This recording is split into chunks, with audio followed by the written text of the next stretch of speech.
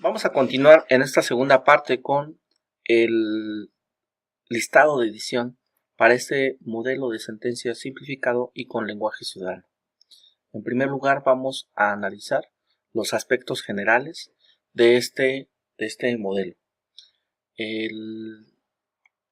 Como podrán observar, se analizan algunos aspectos generales que van desde el tipo de letra, en el que se dice que la letra debe ser sencilla, que facilite su lectura, con un interlineado y que se aplican formatos como negritas, cursivas, bersales que resalten elementos específicos. Se incluyen imágenes en lugar de descripciones. Esto con el objeto de que se transmita adecuadamente el mensaje y, como dicen, que una imagen vale más que 1000 palabras. Se incluyen cuadros comparativos, viñetas, tablas, cuadros de texto, diagramas de flujo que faciliten la comprensión o el estudio de la problemática. Se utilizan mayúsculas únicamente en los títulos. Se evitan las palabras sofisticadas o técnicas.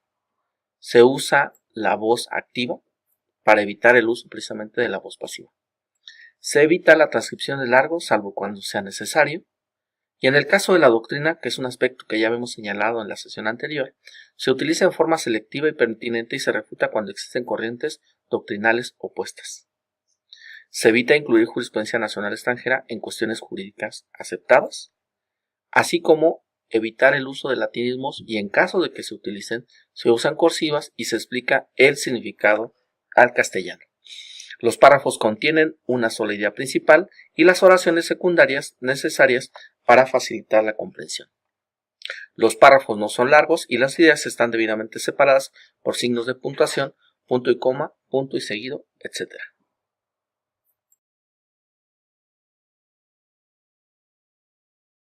Vamos ahora a analizar los elementos específicos de este modelo, iniciando con el rubro. El rubro en realidad no tiene alguna característica específica que lo distinga del modelo tradicional de sentencia. Como pueden observar, viene el tipo de medio de impugnación, el número de expediente, en este caso los actores, la autoridad responsable, el tercero interesado, el magistrado ponente, así como los secretarios que intervinieron en la elaboración del proyecto. Hasta aquí no hay una diferencia respecto del modelo tradicional. La siguiente parte es el resumen de la resolución. Este apartado contiene las ideas bajo las cuales se tomó la decisión final y cumple con las siguientes características. Se redacta en un solo párrafo que inicia con la frase sentencia definitiva o sentencia interlocutoria. En este caso, sentencia de la Sala Superior del Tribunal Electoral del Poder Judicial de la Federación.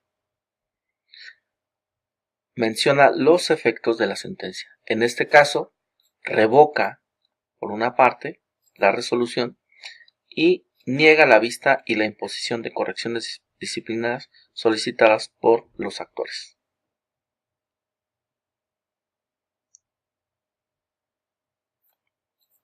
Se precisa el acto impugnado, en este caso son las resoluciones del 29 de junio de 2017 emitidas por el Tribunal Electoral del Estado de México,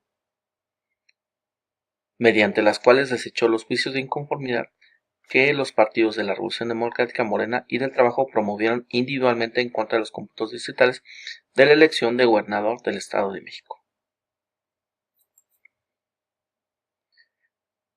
Sintetiza la resolución y las razones principales que la sustentan. En este caso, se considera que las personas que presentaron las demandas sí debieron ser consideradas como representantes legítimos de sus respectivos partidos, ya que la autoridad administrativa ya les había concedido dicho carácter sin que tal determinación hubiera sido controvertida en su oportunidad.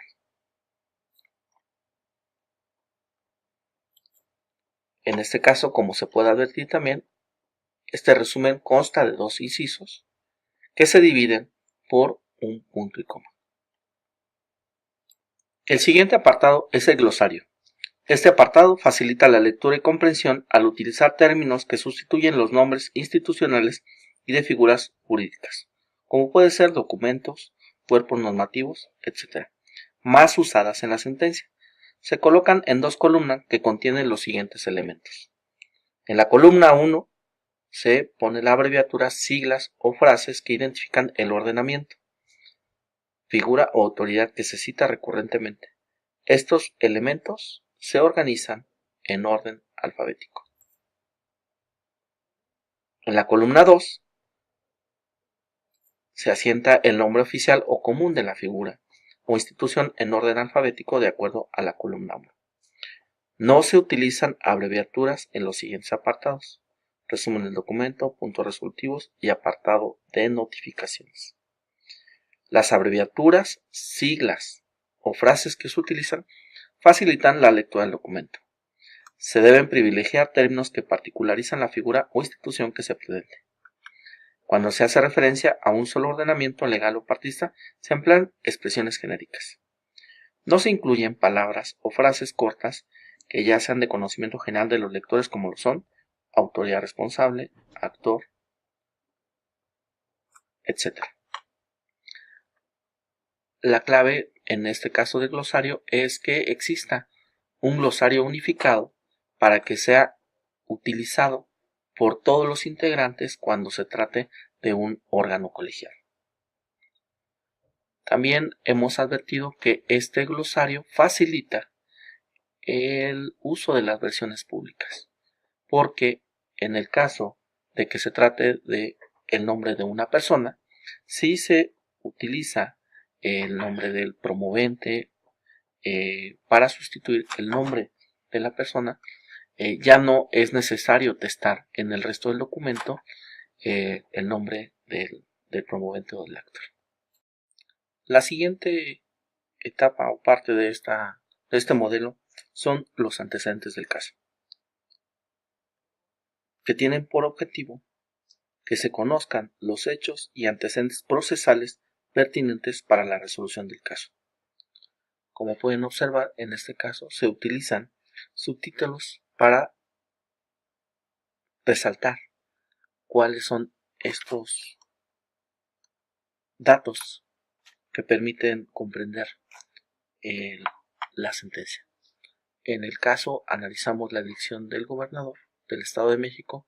Entonces viene señalado como primer apartado la elección del gobernador, los cómputos distritales, cuándo se presentaron los juicios de conformidad y las resoluciones que recayeron a esos juicios en conformidad.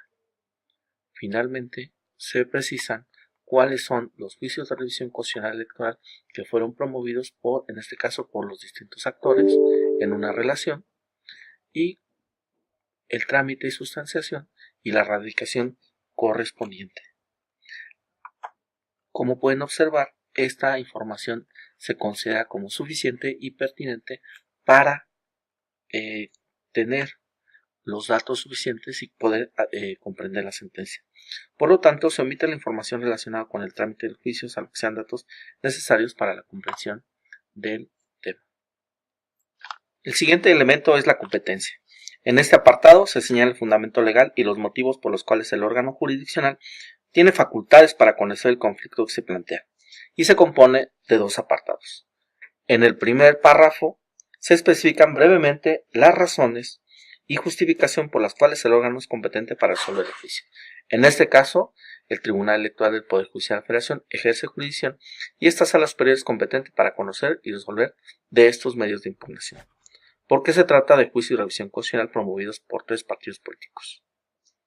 En un segundo párrafo, se señalan los artículos que fundamentan de manera específica la competencia, como son los relacionados con la Ley Orgánica del Poder Judicial de la Federación y la Ley de Medios de Impugnación en materia electoral federal. El siguiente apartado es la acumulación, en aquellos casos en los que procede. Este apartado expone las razones por las cuales el órgano jurisdiccional resuelve varios medios de impugnación en una sentencia. Esta acumulación es concisa y breve. Como pueden advertir, en este caso se trata de una acumulación porque fueron promovidos medios de impugnación por distintos partidos políticos en contra de la misma resolución. El siguiente apartado es procedencia. En este apartado se exponen las razones por las cuales el órgano jurisdiccional considera que el medio de impugnación cumple o no los requisitos de procedencia. Solo se incluye este apartado cuando se alega 1. Una causa de improcedencia, pues su valoración corresponde al pleno del órgano jurisdiccional, o cuando sea necesario destacar algún aspecto sobre el cumplimiento de algún requisito de procedencia. Aquí están analizados los elementos que son la forma, la oportunidad, la legitimación y la personalidad.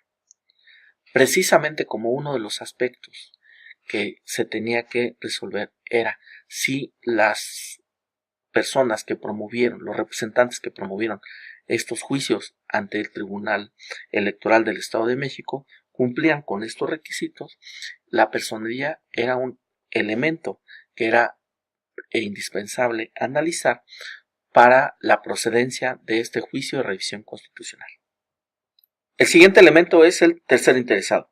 Se incluye este apartado cuando el tercer interesado no cumple con los requisitos que señala la ley de la materia o cuando existen particularidades que requieren el procedimiento del pleno. Se explican las razones y fundamentos que justifican la admisión o desechamiento del escrito del tercero interesado. Se analizan las causales que alega quien acude como tercer interesado en caso de que su comparecencia sea admisible. En este caso, se tiene por reconocida el carácter de tercer interesado del PRI y ya no se hace el estudio de los elementos debido a que, como se señala en el acuerdo de admisión, se estableció la procedencia de este tercer interesado. El siguiente apartado es el estudio de fondo. Tiene como propósito presentar los razonamientos que justifican la decisión del tribunal. Se separa en dos partes: el planteamiento del problema o planteamiento del caso y los argumentos que sustentan la resolución. El planteamiento del caso inicia con una exposición de los agravios formulados por el actor y los puntos controvertidos en la resolución tribunal. En este caso, se hace una división de los agravios que fueron presentados de forma exclusiva por Morena, por el PRD y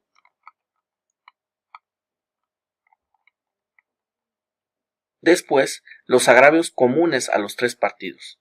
El tercer partido es el Partido del Trabajo.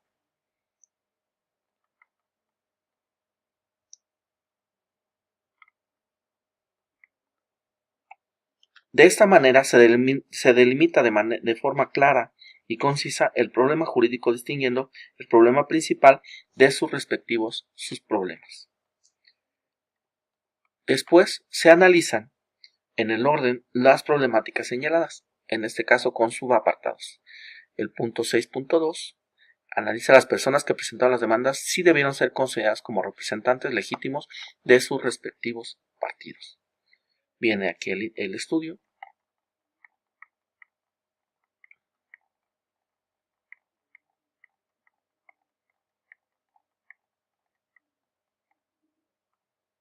Y el otro punto a resaltar era la solicitud de imponer correcciones disciplinarias a los integrantes del Tribunal del Estado de México.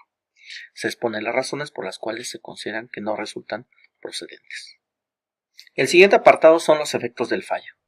Como se señaló en la parte anterior, este modelo de sentencia simplificado pretende destacar el aspecto comunicativo de la sentencia. Y sin duda, en el caso de las sentencias que tienen algunos efectos, resulta de vital importancia que estos efectos queden precisados de forma clara. Por lo tanto, este apartado se precisan los actos que la autoridad responsable debe realizar como consecuencia de la sentencia, las acciones que deben realizar las autoridades, el plazo para su cumplimiento y el deber de comunicar al órgano jurisdiccional sobre su cumplimiento. En este caso, se ordena acumular los expedientes, revocar las sentencias impugnadas y ordenar al Tribunal Electoral del Estado de México que tenga por satisfecho el requisito de personalidad y que esto lo lleva a cabo dentro de los 20 días naturales, es decir, el plazo para su cumplimiento, y el tribunal la obligación deberá de comunicar dentro de las 24 horas siguientes a que ello ocurre. La siguiente parte son los puntos resolutivos. La finalidad de este apartado es reflejar de manera fiel, clara y precisa las conclusiones del órgano jurisdiccional. Se incluye la resolución para cada uno de los actos reclamados y los distintos sentidos de la decisión aceptada en caso de pluralidad.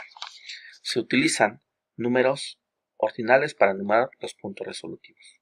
En caso de un solo resolutivo se incluye como único.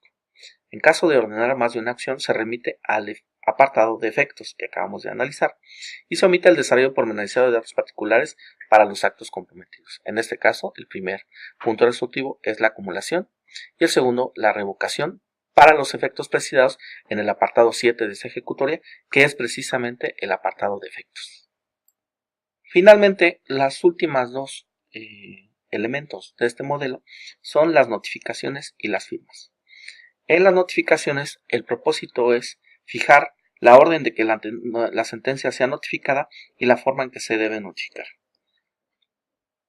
Las firmas es un requisito formal que exige la inclusión de las firmas de los magistrados que resolvieron el juicio. Se incluyen los nombres y firmas de los magistrados, la autentificación y firma del secretario general de acuerdos, el presidente del órgano judicial y la votación.